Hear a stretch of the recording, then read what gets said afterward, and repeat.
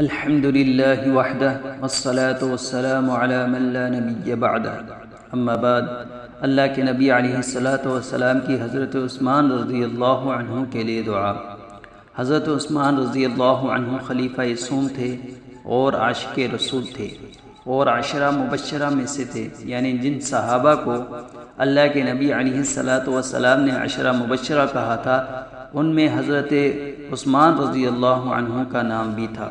حضرت عبد الرحمن بن سمرہ رضی اللہ عنہما فرماتے ہیں کہ حضرت عثمان رضی اللہ عنہ جیش اسرا یعنی جنگ تبوک کے موقع پر مجاہدین کے لیے اللہ کے نبی علیہ السلام کی خدمت میں 100 دینار لے کر آئے اور آپ صلی اللہ علیہ وسلم کے دامن رحمت پر نچھاور کر دیے۔ حضرت عبد الرحمن بن سمرہ رضی اللہ عنہ فرماتے ہیں کہ میں نے اللہ کے رسول صلی اللہ علیہ وسلم کو دیکھا، آپ خوش ہو کر ان دیناروں کو اپنے ہاتھوں سے الٹ پلٹ کر رہے تھے، اور اس موقع پر آپ صلی اللہ علیہ وسلم نے حضرت عثمان رضی اللہ عنہ کے حق میں فرمایا، آج کے بعد عثمان کا کوئی عمل اسے نقصان نہیں پہنچا سکتا۔ حضرت ابو سعید خدری رضی اللہ عنہ فرماتے ہیں کہ میں نے اللہ کے نبی علیہ السلام کو دیکھا کہ آپ صلی اللہ علیہ وسلم حضرت عثمان رضی اللہ عنہ کے حق میں ہاتھ اٹھا کر یہ دعا مانگ رہے ہیں، اے عثمان کے رب،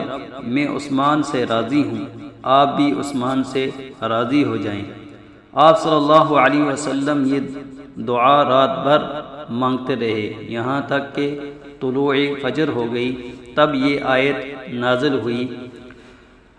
الذين ينفقون اموالهم في سبيل الله ثم لا يتبعون ما انفقوا منا ولا اذى لهم اجرهم عند ربهم ولا خوف عليهم ولا هم يحزنون۔ یعنی جو لوگ اپنا مال اللہ کے راستے میں خرچ کرتے ہیں پھر اس کا نہ احسان جتلاتے ہیں اور نہ کوئی تکلیف پہنچاتے ہیں، انہی لوگوں کے لیے اللہ کے رب کے ہاں اجر و ثواب ہے، ان کو نہ خوف لاحق ہوگا اور نہ ہی وہ غمزدہ ہوں گے۔